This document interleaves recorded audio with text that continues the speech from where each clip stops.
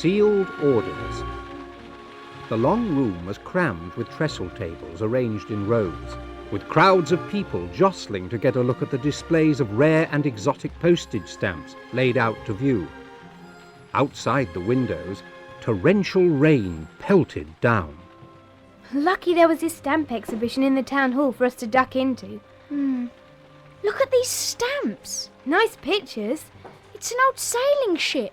And warriors with tattoos and feathered headdresses. Bet you they're Maoris. You reckon? Jamie, what's happening? Don't know. The lights went out. The people just sort of disappeared. Look up at the sky. Wow. I've never seen so many stars before. We seem to be on a ship. The Endeavour. What? The Endeavour. It was a ship we were looking at in the picture on the stamp. Captain Cook's ship. You know, he discovered New Zealand and Australia too, of course. How come you know so much about it? We did it in history last year.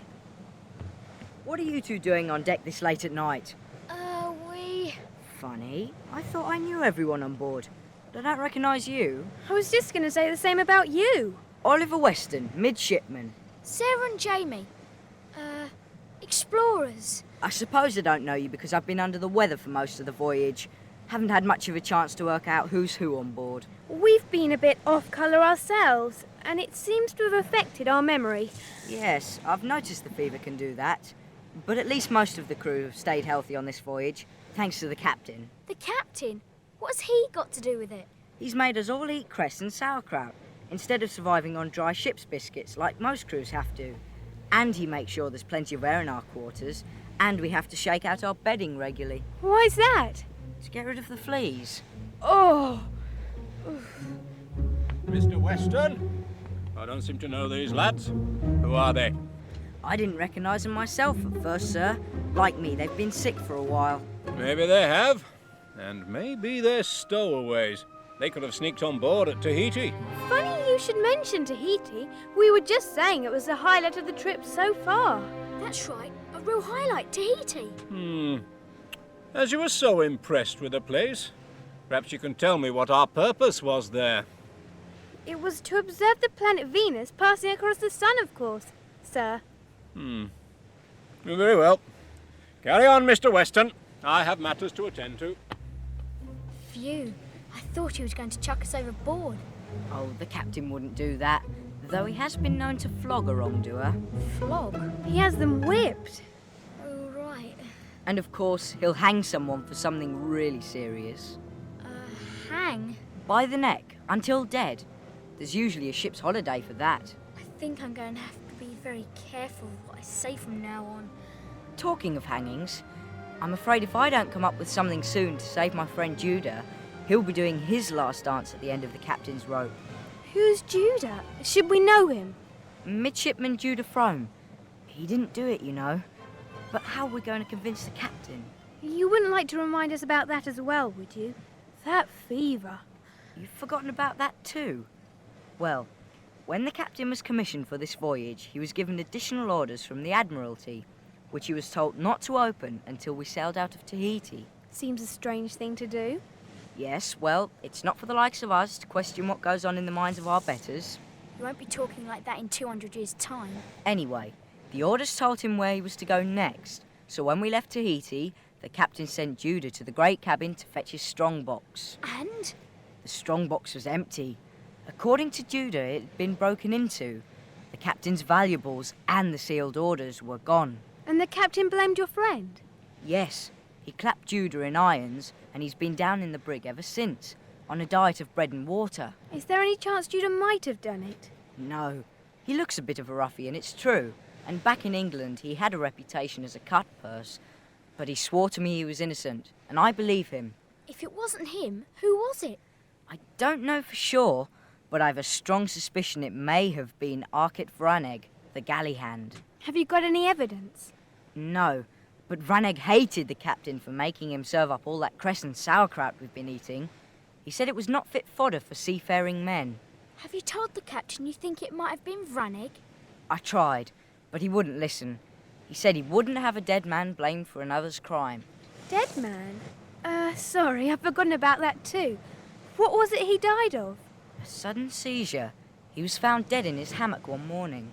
What could have caused that? Nobody knows. Anyway, without his orders, the captain doesn't know where to head next. So we're just sailing around aimlessly, day after day, hoping the sealed orders will turn up. Storm approaching! Get to your post! Prepare to take in sail! Aye, aye, Captain! Good, aye, aye! Storm? You must be crazy. I've never seen a clearer sky. Clear or not, if the captain says there's a storm on the way, you can be sure there is. He can smell a storm 100 miles away.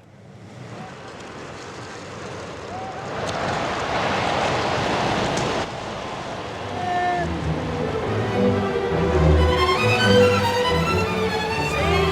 What did I tell you? A terrible storm. Do you think we'll be all right? No idea. Maybe we should find somewhere to shelter. I think I feel a bit sick. With any luck, it'll pass soon. I hope so.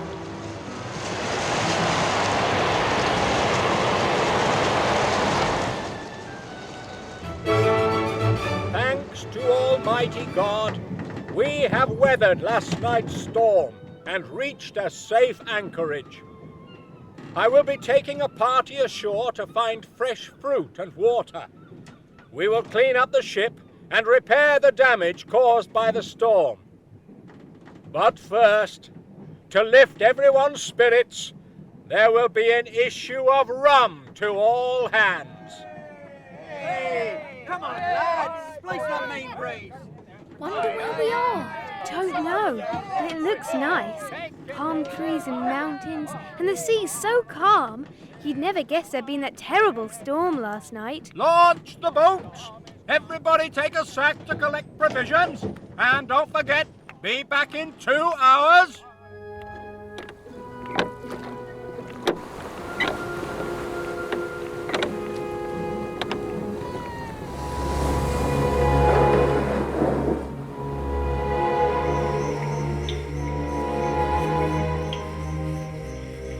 This place looks very exotic. Reminds me of the hothouses at the Botanical Gardens. What's that up ahead? A mountain. Yes, I know it's a mountain. But look, it's got smoke coming out of the top. It must be a volcano. Do you think it's safe? How should I know? Look! There's a mass of fruit over there, but it's still green. Do you think we should pick it? It's kiwi fruit. Oh, I suppose he's never seen any before. That's delicious. Come on, let's fill our sacks with them. You do these bushes. I'll do the ones over there. Okay. It's so lovely and warm here. I think I could stay forever. I couldn't. Paradise is all very well, but you can't beat life at sea, even in a storm like the one last night. Shh. What's the matter, Jamie? You look like you've just seen a ghost. Looks like trouble. Bad trouble. Come and have a look, but don't make any noise.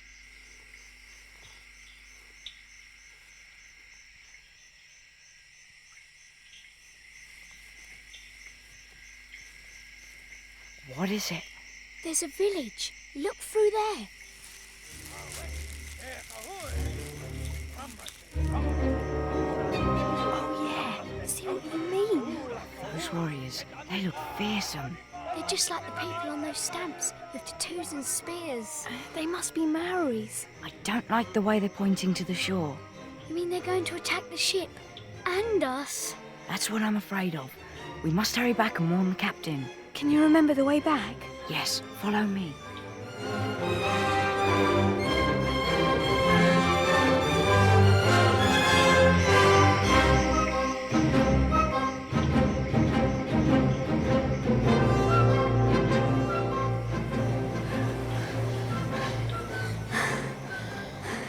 Looks like we're the last to arrive back. The captain will be angry with us for keeping him waiting. Actually, he looks in a really good mood. Maybe it's this place and the climate. Sir, there are tribesmen, a large number of them heading this way. Good. I shall offer the hand of friendship to them in the name of the king. I'm not sure that's such a good idea, Captain.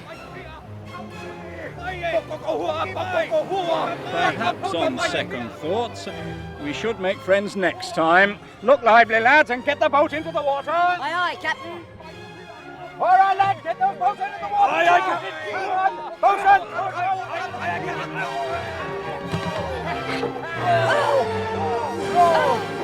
Maoris have got canoes and they're following us. Row! Faster! We're going as fast as we can. They've got light canoes. They can travel faster than us. They're chucking spears at us! Stop, everybody! You okay, Jamie? He's got a bit tangled up in this tarpaulin thing. Give us a hand. Here! Hello. What's this? What have you found? Underneath the tarpaulin. Some kind of package. We'll open it. It looks like... My valuables! And my sealed orders from the Admiralty. Here you are.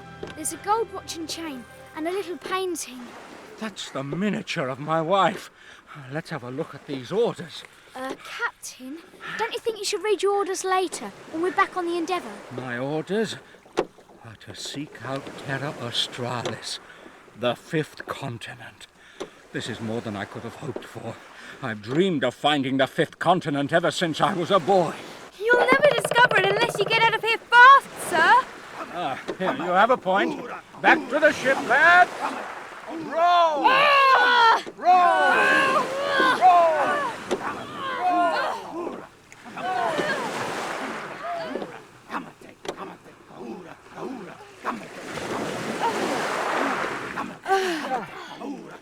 Oliver, what was that piece of cloth you tucked into your shirt just now? It has a name embroidered on it.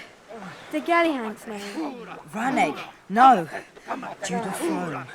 You mean it was Judy who stole the captain's package after all? It seems so. And I was so sure he might do it. Maybe now the captain's got his things back, he won't hang him. Perhaps not. But I can no longer call him a friend. Watch out! The spear's stuck in our boat! The boat's capsizing!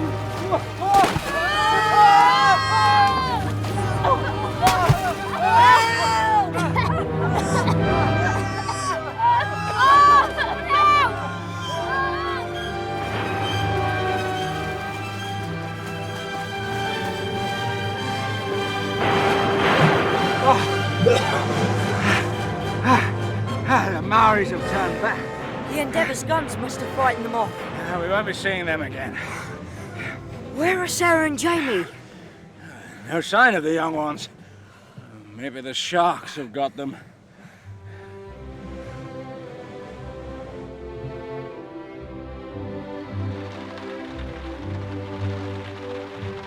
Phew, I really thought we'd had it that time. Me too. I've never fancied drowning at sea.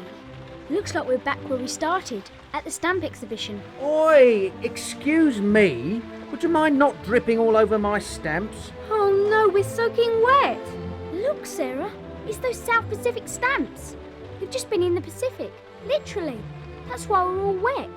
We were on Captain Cook's ship. The Endeavour. Oh, yeah, pull the other one. I know you've just come in out the rain. Come on, Sarah. Nobody's going to believe us. Might as well go home. Means going out in the rain again. You do look a bit like a drowned rat. Thanks a lot!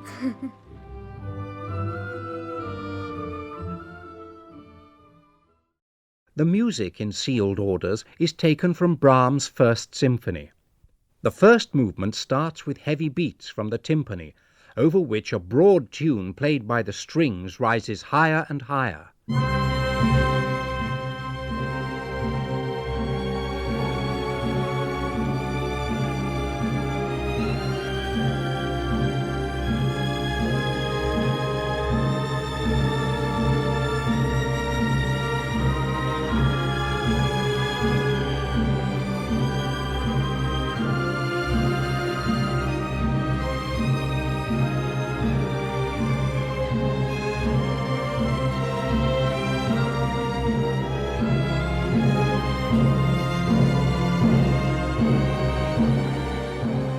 The main music of the symphony begins with a turbulent and energetic violin theme which leaps and skips about.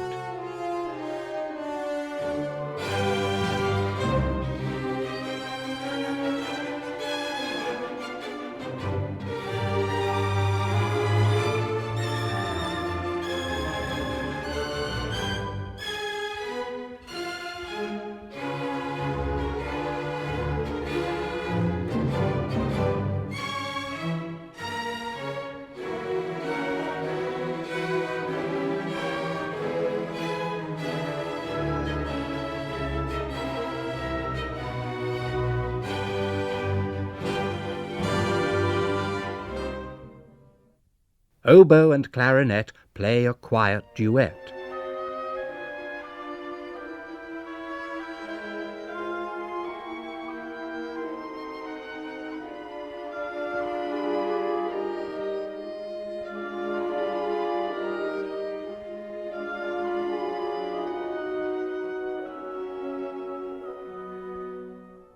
The strings play a curious scratching melody, which sounds almost spooky. This music develops into a vigorous new theme.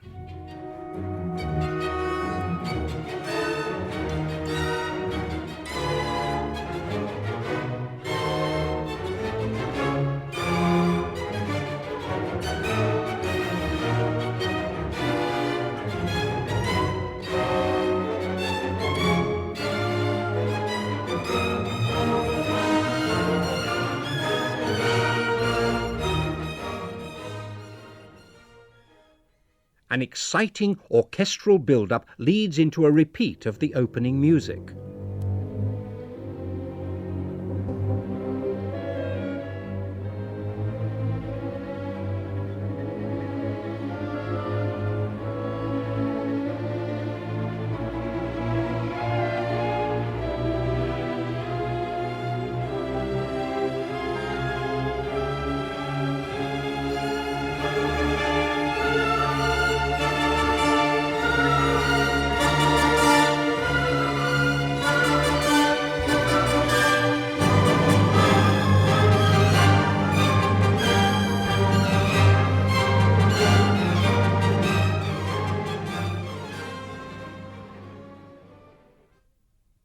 In the fourth movement, we hear a beautiful melody for horn, repeated by a high flute.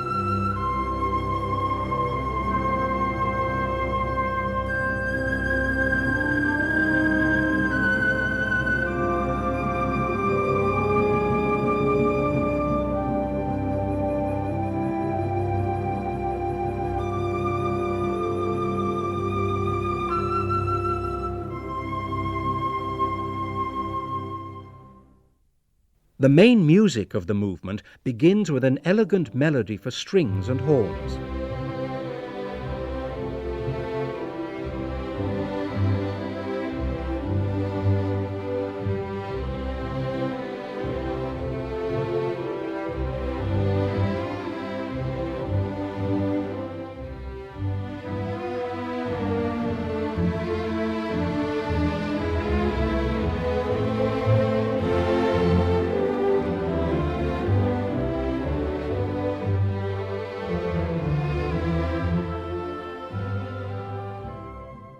After more boisterous music, the violins introduce a new melody.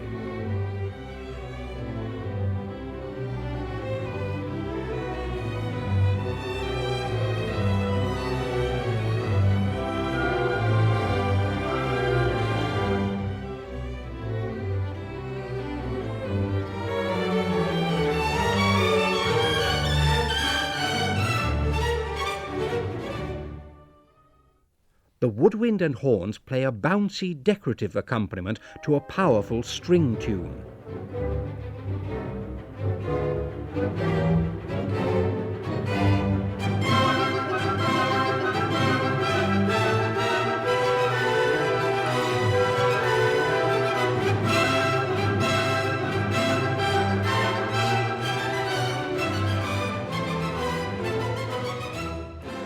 The elegant string melody returns in a rich new orchestration.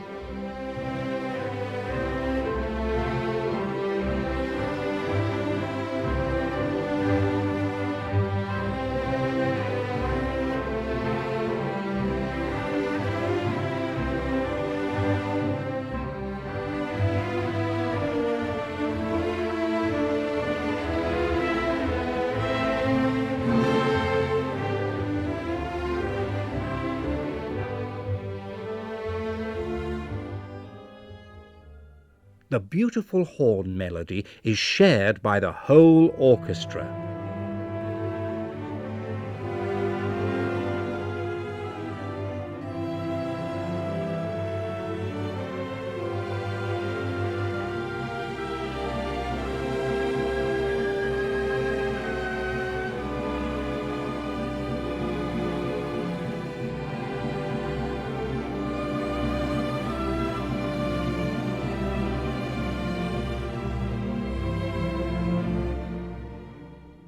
The movement ends with a tremendous orchestral crescendo.